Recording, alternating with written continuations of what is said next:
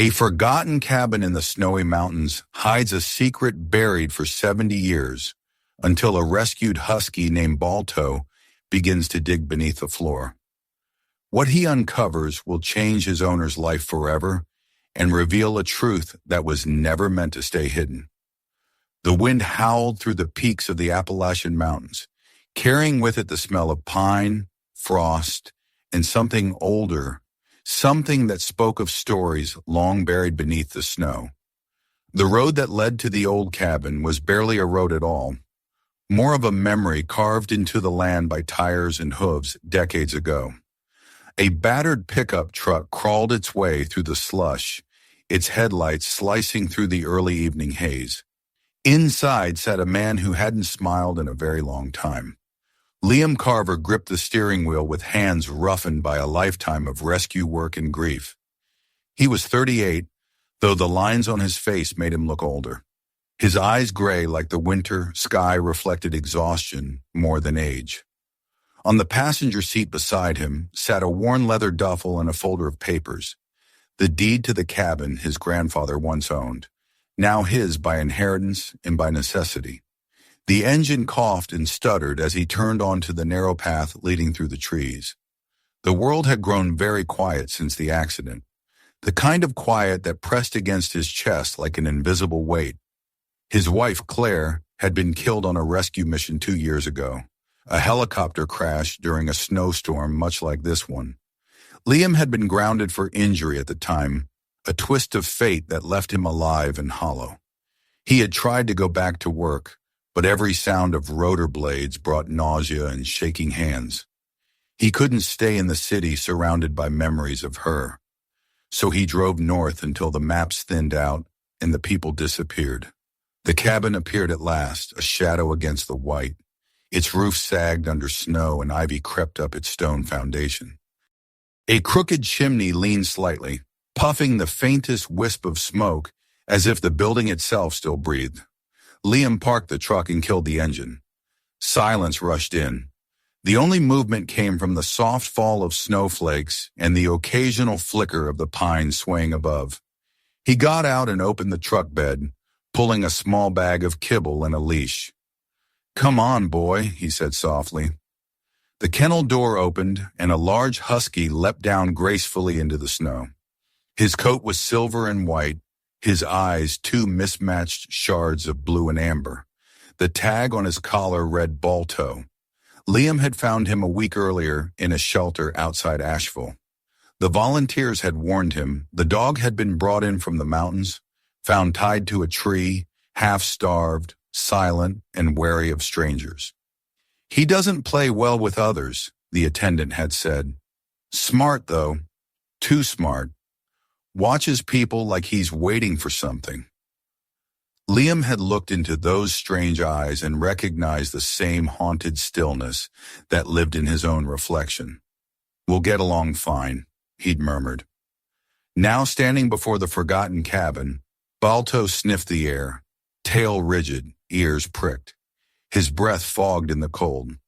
Liam unlocked the door, and the hinges groaned in protest. The air inside smelled of damp wood, dust, and disuse. Cobwebs shimmered faintly in the flashlight beam as Liam swept it across the room. An old stone fireplace at the center, a warped table with 2 chairs, shelves sagging under the weight of time. "Home, sweet home," Liam muttered. He set down his bag, unrolled his sleeping mat by the hearth, and started a fire. The flames crackled reluctantly, chasing away the shadows. Balto circled the room, inspecting every corner, nose twitching, tail low. He stopped in front of the fireplace and stared at the floorboards, letting out a quiet whine. Liam glanced at him. "Find something?" The husky didn't move. He just stood there, eyes fixed on the same spot, as if listening to something deep below the surface. Then, without warning, he lowered his snout and began pawing at the wooden planks. "Hey, easy, not the floor." Liam reached over and grabbed the dog's collar, pulling him gently away. Balto resisted with surprising strength for his lean frame. His claws scraped at the wood, leaving deep marks. When Liam finally got him to sit, the dog stared at the spot again, hackles raised. It was strange behavior, even for a rescue animal. Liam rubbed his temple, telling himself it was just nerves. The place had an eerie feel to it, old walls that creaked as if remembering things best forgotten. He poured kibble into a bowl and set it down. "Eat, buddy. We've had a long drive." Balto ate slowly, every so often glancing toward the fireplace. His ears twitched at sounds Liam couldn't hear. That night the wind rose to a scream. Snow lashed the windows and the forest groaned beneath the storm. Liam lay wrapped in his sleeping bag near the fire, listening to the cabin's complaints, the moans of the beams, the steady drip of melting ice from the roof. Balto lay beside him, awake, head on his paws, eyes reflecting the flicker of flames. At some point, Liam drifted into uneasy dreams. He saw flashes of the crash fire, spinning metal, the shriek of the radio, and then Claire's voice calling his name through static. He woke with a start, sweat on his neck. The fire burned low. For a moment he couldn't tell if the faint sound he heard was the echo of his dream or something real. Tap, tap, tap. Wood on wood. Balto's head shot up, ears erect. He growled low, staring again toward the fireplace. Liam held his breath. The sound came again, faint but distinct. It wasn't the wind. It was beneath them. "Probably mice," Liam whispered, but his voice lacked conviction. Balto rose silently, tail stiff, and walked to the hearth. He sniffed, then began pawing at the same section of floor as before, claws scraping rhythmically. This time Liam didn't stop him right away. He got up, grabbed his flashlight, and knelt beside the dog. The floorboards were uneven here, slightly raised compared to the rest. When he pressed his palm against them, they flexed just enough to suggest a hollow space below. The realization sent a shiver through him. "Well, that's not creepy at all," he muttered. He decided to ignore it for the night. Whatever was under there could wait until morning. He coaxed Balto away, rebuilt the fire, and lay back down. But sleep never truly came. The storm howled, the wind pressed against the walls, and somewhere in the heart of the cabin, something old seemed to be waiting. By dawn, the storm had passed. The world outside glowed white and silent, each branch heavy with snow. Liam brewed instant coffee over the coals and stepped onto the porch. The air was sharp, the kind that woke the blood.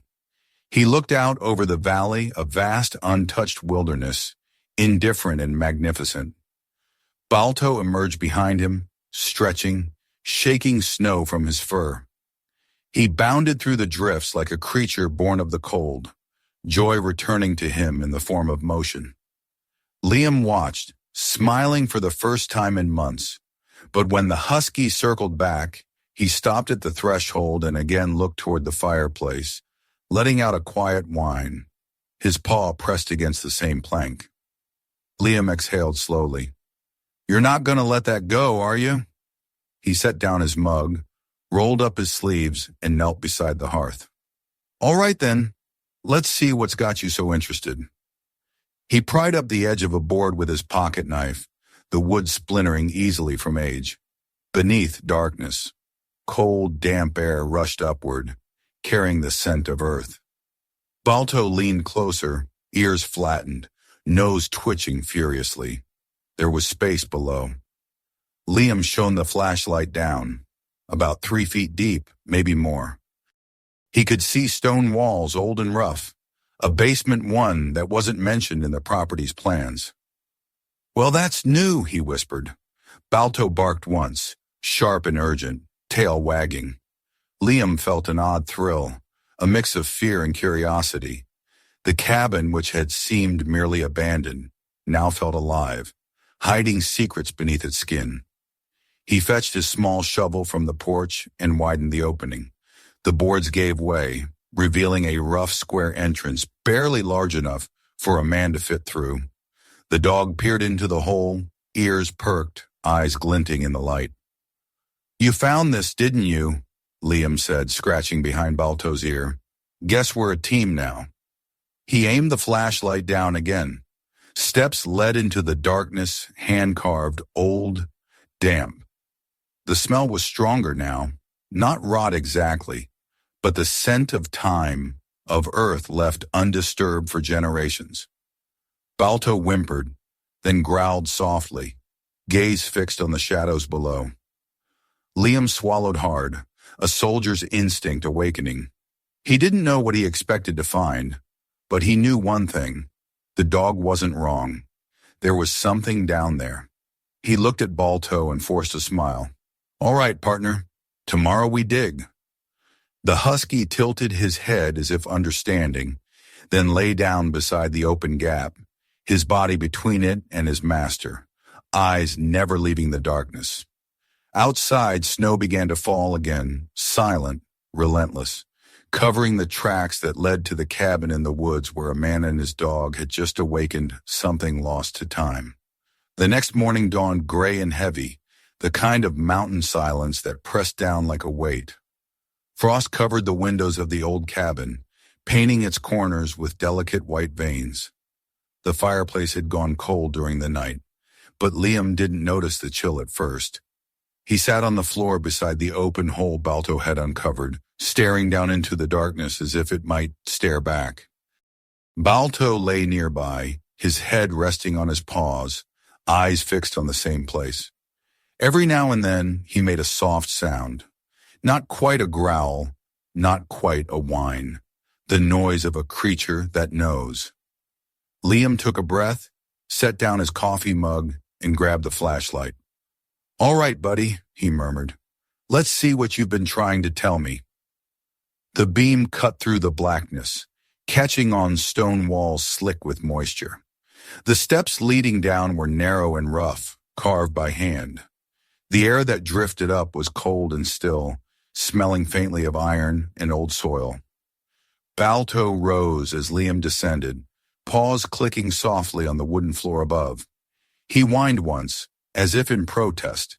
But when Liam looked up, the husky was there at the edge of the opening, alert, ready.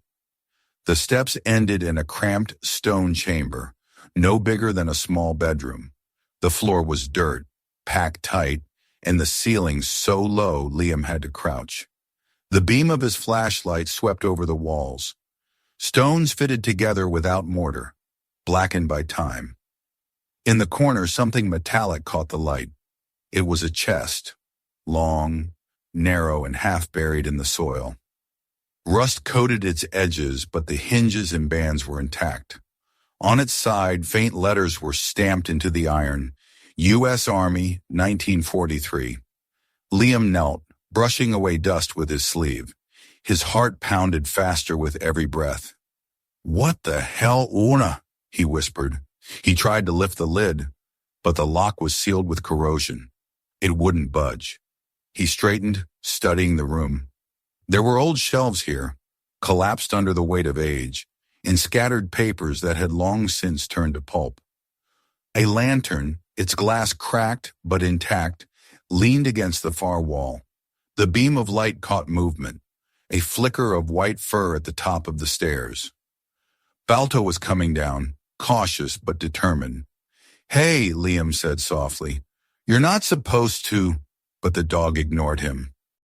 He sniffed the air, then began pacing along the wall, nose pressed to the stone. His body stiffened near one corner. He scratched once at the dirt, then looked back at Liam with a short bark. Liam frowned. "What? Another one?" He joined the dog, kneeling where Balto had pawed the ground. The soil was loose, softer than the rest. Liam dug with his hands, pushing aside damp earth until his fingers hit something solid. Another metallic surface, smaller this time, about the size of a toolbox. He cleared the dirt around it and pulled. The small chest came free with a groan of protest, its hinges caked with grime. Unlike the larger one, this one had no markings, just a single latch, sealed with an old brass lock. Liam hesitated. You really are full of surprises, huh? Balto wagged his tail once, then sat down, watching intently as if awaiting judgment. Liam took a screwdriver from his pocket and pried at the lock until it snapped. The latch gave, and he lifted the lid slowly, expecting old junk or useless relics. But what lay inside stole his breath. Bundles of letters tied neatly with ribbon, edges browned and fragile. Beneath them, wrapped in oiled cloth, a medallion, gold engraved with the name Eleanor Carver. He froze. Carver, his last name, his great-grandmother's. He lifted the medal carefully. The engraving on the back read, "For courage and compassion beyond duty, France, 1944. Beneath the cloth were envelopes, maps, and what appeared to be ration stamps and photographs. He opened one, a black and white picture of a young woman in uniform standing beside a canvas tent. Her eyes were bright, proud, and hauntingly familiar. She looked like the women in his family, the same sharp jawline, the same steel-gray eyes. Liam sat back against the wall, feeling his heart pound in his ears. His grandmother had barely spoken about her mother, only that she was a brave woman who kept secrets the world forgot. Now in this dark cellar under a collapsing cabin, that mystery had a face. Balto sniffed at the open box, then barked once more and padded toward the larger chest. His claws scratched at the metal as if urging Liam on. All right, Liam muttered, wiping sweat from his brow. You're the boss. He used his hammer to strike the old lock until it cracked. With a groan of metal, the lid came loose. Dust rose in a choking cloud as he lifted it. Inside were neatly wrapped bundles, sealed documents, a small revolver wrapped in oilcloth, and 3 framed canvases no larger than a book. Liam froze. Paintings. He unwrapped the first one carefully, revealing a portrait of a man in military attire, painted in exquisite detail. The second was of a woman holding a child beneath a crimson curtain. The third, smaller, darker, depicted a mountain village burning, soldiers marching in the background, a hauntingly beautiful chaos, frozen in color. The artist's signature in the corner was faint but legible. M. Reinhardt. Liam's pulse quickened. He'd seen that name before. Marcus Reinhardt, the German-born painter whose works had vanished during the Second World War. He looked down at Balto, who was wagging his tail, eyes bright. You found this. You knew. Balto gave a single short bark as if agreeing. Liam leaned back against the wall, head spinning. This is insane. These could be worth. I don't even know how much. Millions. He laughed softly, a hollow sound that echoed strangely in the stone chamber. For the first time in years, something stirred inside him other than emptiness. Curiosity, adrenaline, purpose. He packed everything carefully back into the smaller chest, then looked again at the photographs and letters. One, written in faded ink, caught his eye. The writing was elegant, the signature firm, Eleanor Carver. He read aloud, voice shaking. If these paintings are ever found, let them remind you that we hid light in dark times. Not for profit, not for glory, but because beauty is worth protecting when everything else is burning. Liam's throat tightened. He folded the letter carefully and placed it back among the others. Balto whined softly, leaning against him. The dog's fur was warm against his arm, grounding him in the present while the past swirled around them like ghosts. They spent the rest of the morning clearing debris, moving the boxes upstairs into the light. By noon, the cabin's living room looked like a museum of forgotten history. Maps spread across the table, paintings propped against the wall, letters sorted in neat piles. Liam photographed everything with his phone, planning to send the images to a museum or appraiser once he found internet service. Balto watched him work, pacing restlessly near the windows. Every now and then his ears twitched, and he let out a low rumble. Liam assumed it was nerves. The old house had strange sounds that could unsettle anyone. By dusk, Liam sat by the fire reading through another batch of letters. They told a story of courage, how Eleanor Carver, working with resistance groups in France, had hidden refugees and smuggled art out of occupied territories. She transported treasures across mountains under cover of darkness, protecting them from destruction. When the war ended, she returned to America and built this cabin, carrying her secrets with her. Liam turned one letter over and noticed faint writing on the back. Coordinates. He frowned, then realized what they pointed to. This very cabin. A noise broke his focus. Balto stood suddenly, ears forward, growling toward the window. "What is it?" The husky barked once, sharp and angry. Outside, beyond the frosted glass, Liam thought he saw a flicker, a shadow moving between trees. He turned off the lamp and stood perfectly still. The only sounds were the crackle of the fire and Balto's low growl. Then, a crunch. Snow beneath boots. Liam's blood ran cold. No one knew he was here. No one except the shelter clerk and a handful of people in town. He stepped quietly to the window, peering through a gap in the curtain. For a split second, he caught sight of a figure, tall, bundled in dark winter clothes, moving through the trees. The man paused, looked toward the cabin, then disappeared into the woods. Balto's growl deepened. Liam knelt beside him, whispering, "Easy, boy. It's all right." But he didn't believe his own words. He locked the door, stoked the fire higher, and set the old revolver from the chest on the table beside him. Then he sat in silence, listening to the storm rise again, wondering if the secrets buried beneath his floor had just awakened something or someone who had been waiting for them to resurface. Balto didn't move from the window the entire night. His eyes glowed faintly in the firelight, fixed on the darkness outside. The snow fell harder, covering every track, every trace. But Liam knew what he'd seen. And somewhere deep inside, he felt it.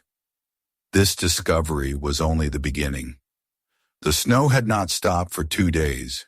It fell thick and silent, burying the old mountain road under a white stillness that looked peaceful but felt wrong. Inside the cabin, the air was heavy with the scent of wood smoke and unease. Liam sat by the fire, staring into the flames, trying to convince himself that what he saw outside that night was just a hunter, maybe a lost hiker. But deep down, he knew better. The kind of man who crept near a cabin after midnight wasn't out looking for deer. He was looking for something else, something valuable. Balto seemed to know it too. The husky rarely left the front window now. He would lie there for hours, his head resting on his paws, eyes unblinking, every muscle alert. When the wind rattled the shutters, his ears flicked. When snow slid from the roof, he growled low, ready. Liam tried to keep his mind occupied. He organized the letters, cataloged each painting, took photos and notes like a careful archivist. He wanted to protect what his great-grandmother had hidden, not lose it to thieves or scavengers. But with every passing day, the isolation pressed harder. No phone signal, no visitors, only the weight of secrets older than himself. On the third morning, there was a knock at the door. Balto was on his feet instantly, growling so deep it vibrated through the floor. Liam froze. No one knocked up here. He grabbed the revolver from the mantel and approached cautiously. "Who's there?" he called. A man's voice answered, smooth and calm. "Good morning. My name's Henry Lowell. I'm an art historian from the University of Asheville. I'm looking for Mr. Liam Carver. Am I speaking to him?" The voice didn't sound threatening. Polite, measured, but there was something off about it, like a salesman pretending not to be one. Liam opened the door just enough to see the man standing outside. He wore a dark wool coat, glasses fogged from the cold, and a smile that didn't reach his eyes. Behind him, a black SUV idled, tires half buried in snow. "What brings you out here?" Liam asked. I heard you might have discovered some interesting artifacts, the man said lightly, his tone that of someone who already knew the answer. Old war-era paintings, perhaps? A few local dealers mentioned your name. Liam's pulse quickened. He had told no one. Not the sheriff, not even the hardware store clerk in town. You must have the wrong person. Lowell chuckled softly. Come now, Mr. Carver. No need to be cautious. I specialize in post-war art recovery. If what you found is authentic, you could be sitting on millions in stolen artwork. And, well, he adjusted his glasses. Certain people would prefer to see such pieces returned to their rightful families. Balto stepped forward, fur bristling, teeth bared. His growl filled the doorway like thunder. Lowell flinched back half a step. That's quite an animal you've got. He's protective, Liam said flatly. I think it's time for you to leave. Lowell's smile thinned. You're making a mistake, Mr. Carver. Secrets like the ones under this roof attract attention. The wrong kind of attention. Goodbye. Liam shut the door before the man could reply. He listened as the SUV's engine revved, tires crunching through snow, fading into the distance. Balto stood beside him, eyes fixed on the window, watching until the car vanished from view. For the rest of the day, Liam couldn't shake the unease crawling through him. How had Lowell known? Had someone followed him from the antique appraiser's office in town? Or maybe the discovery had leaked online somehow. It didn't matter. The secret was out. That night, Balto refused to sleep. He paced from room to room, sniffing corners, tail stiff, eyes glowing faintly in the firelight. Around midnight, he barked suddenly. One sharp, violent sound that made Liam's blood run cold. What is it, boy? Balto ran to the back door, snarling now, teeth flashing. Then Liam heard it too. The crunch of footsteps outside, slow, deliberate. He killed the lights and crouched near the window. A flashlight beam swept across the snow, moving closer. A shadowed figure trudged through the drifts toward the shed behind the cabin. Another followed, carrying something. A red gas can. Oh no, Liam whispered. He grabbed his coat and revolver, motioning for Balto to stay. But the dog slipped through the cracked door before he could stop him, moving low and fast into the night. Balto! The next moments blurred, the wind cutting through him, the snow burning his eyes, the shouts from outside. He saw Balto leap from behind a snowbank, teeth bared, and the men dropped the gas can in panic. One swung a flashlight wildly. The beam caught Balto's fur as he lunged. The man stumbled backward, tripping in the snow, shouting. Liam fired a warning shot into the air. Get away from my property, he roared. The two intruders bolted toward the tree line, their footprints vanishing quickly in the falling snow. Balto chased them halfway before Liam's voice pulled him back. Leave it! Come here! The husky returned, panting, his fur dusted with white. Liam knelt, grabbing the dog's face in his hands. Good boy! Good boy! You saved us.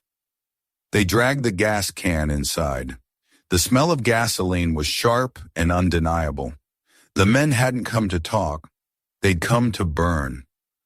The next morning, Liam called the sheriff's office from the small-town payphone, his breath fogging in the cold. Sheriff Anita Boyd listened patiently, her voice steady. We'll send someone up. But Liam, that cabin's remote. If someone wants to make trouble, they'll find ways to do it. When he returned home, Balto met him halfway down the path, tail wagging slightly but eyes serious. Together they checked the perimeter, following faint tracks until they disappeared under fresh snow. That evening, as the sun bled out behind the peaks, Liam sat with a mug of coffee, staring at the three paintings lined up along the wall. Their colors glowed in the firelight, muted reds, golds, browns. Beautiful, but heavy with history. He thought of his great-grandmother hiding them here, a woman risking everything to keep beauty alive in a world of destruction, and now he was doing the same, guarding them from a new kind of greed. A sharp knock startled him from his thoughts. He reached for the revolver. "Who's there?" "Sheriff Boyd," came the reply. Relief flooded through him. He opened the door to see the sheriff, tall, broad-shouldered, wrapped in a thick parka, snow crusting her boots. "Heard you had some visitors last night." "Yeah, they were trying to torch my shed." Boyd frowned. "Any idea who?" "Two men, didn't recognize them. One might have been with that guy Lowell who came by yesterday." She sighed, taking notes. "That name's familiar. He's been sniffing around collectors and museums lately, asking about lost wartime pieces. A scavenger dressed up as a historian. If he's involved, you might want to consider locking these paintings somewhere safer." Liam shook his head. "They're not leaving this cabin." She studied him for a moment. "You're stubborn, Mr. Carver, but I get it. Still, be careful. Men like him don't give up easily." Balto nudged her leg, tail wagging faintly. The sheriff smiled and scratched behind his ear. "Good boy. I heard you chase them off. You're a hero, huh?" Balto leaned into her hand, then went back to his post by the window. When she left, night fell fast. Liam locked every door and sat near the fire, exhaustion tugging at his bones. But peace didn't come. He dreamed of his great-grandmother again, a woman in a wartime coat, holding a lantern in one hand and a painting in the other, whispering something he couldn't quite hear. When he woke, Balto was standing over him, ears flat, growling softly. "Easy."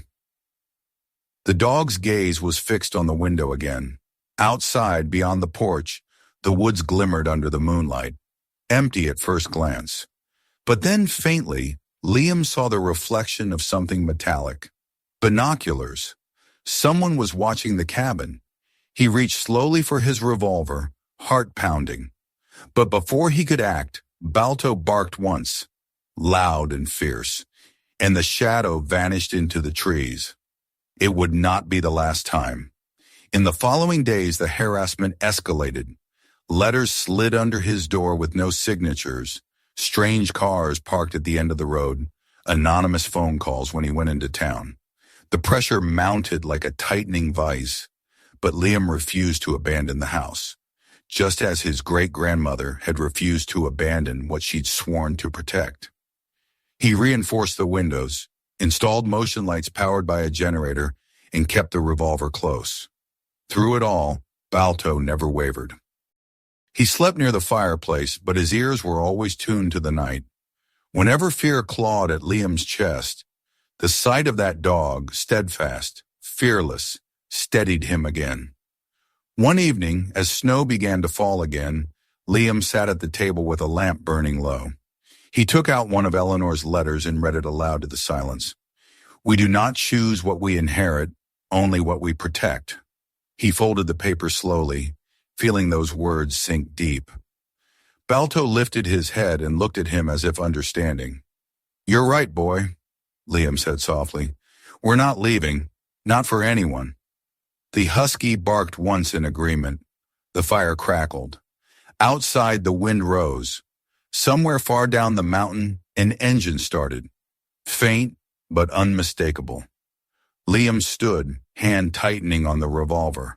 Balto was already at the door, fur bristling, waiting for whatever was coming next. They both knew the fight wasn't over.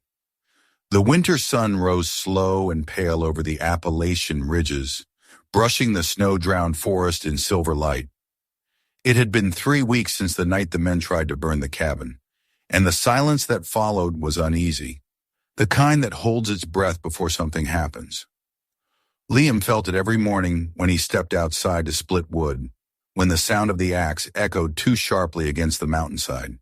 He knew the fight wasn't finished. Balto never stopped guarding. The husky slept light, every sense tuned for the slightest sound. Sometimes in the middle of the night, he would rise from his spot by the fire and stand before the window, staring into the trees as if he could see through the darkness itself. Then one afternoon, the quiet finally broke. A letter arrived in the small-town post office, addressed to Mr. Liam Carver. The envelope bore the seal of the Museum of European History in Washington. The curator, Dr. Helena Voss, wrote that she had heard of his discovery through official channels and requested permission to visit, to verify and help preserve what might be one of the most important art recoveries of the century. Liam hesitated before replying. After all that had happened, after the threats and fire and greed, inviting another stranger into his world felt dangerous. But something in the tone of her letter was different. She didn't speak of money or fame, only preservation, gratitude, remembrance. So he agreed. Dr. Voss arrived 5 days later, her boots crunching in the snow as Liam opened the door. She was small and frail-looking, with sharp gray eyes that carried both knowledge and grief. Balto sniffed her carefully, then wagged his tail once, his sign of approval. "I'm honored to meet you, Mr. Carver," she said, "and your guardian here, of course." She smiled gently at the husky. "He looks like he's been keeping history safe." "You could say that," Liam replied, stepping aside to let her in. Inside the cabin, the fire glowed warmly. The paintings were displayed along the wall, protected under glass panels Liam had crafted himself. Dr. Voss walked toward them slowly, reverently, like a pilgrim entering a sacred space. For 2 hours she examined every detail. She took photographs, studied brushstrokes under a magnifying lens, murmured softly in German words Liam didn't understand. When she finally turned back to him, tears shimmered in her eyes. "These," she whispered, "are Marcus Reinhardt's lost works. We thought them destroyed in 1944. But they survived, because your family protected them."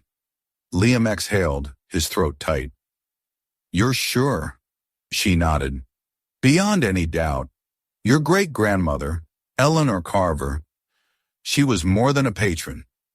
My research shows she worked with the resistance, smuggling Jewish artists out of occupied France. Reinhardt gave her these paintings before he was killed in a bombing raid. She hid them here, under this roof, to keep them from being seized."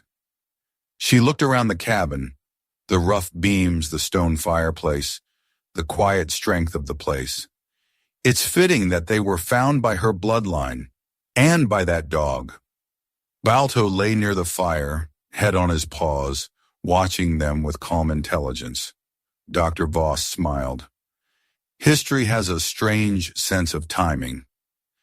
That evening, after she left, Liam sat alone in the cabin, reading through Eleanor's last letter again, the one Balto had unearthed from beneath the chest.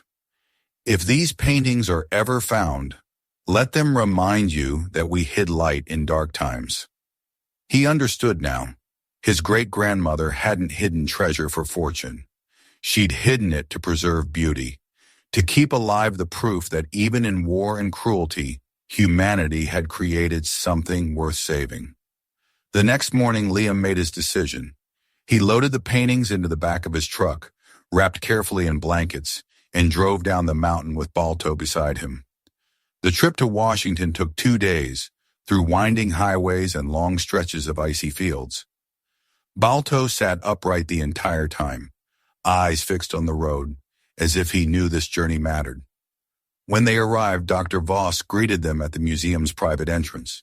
She introduced Liam to the board, historians, and journalists who had gathered for the unveiling. The flash of cameras made him uncomfortable, but he endured it. This wasn't about him. It was about Eleanor, and about what Balto had found. Dr. Voss spoke to the crowd. "These paintings survived because of courage. The courage of one woman who refused to let beauty die, and because of her great-grandson and his companion, a husky named Balto, who rediscovered them 70 years later." Applause filled the hall. Balto barked once, startling everyone into laughter. When the noise quieted, Liam stepped up to the podium. He wasn't good with speeches, but the words came anyway. "My great-grandmother risked everything to protect these," he said.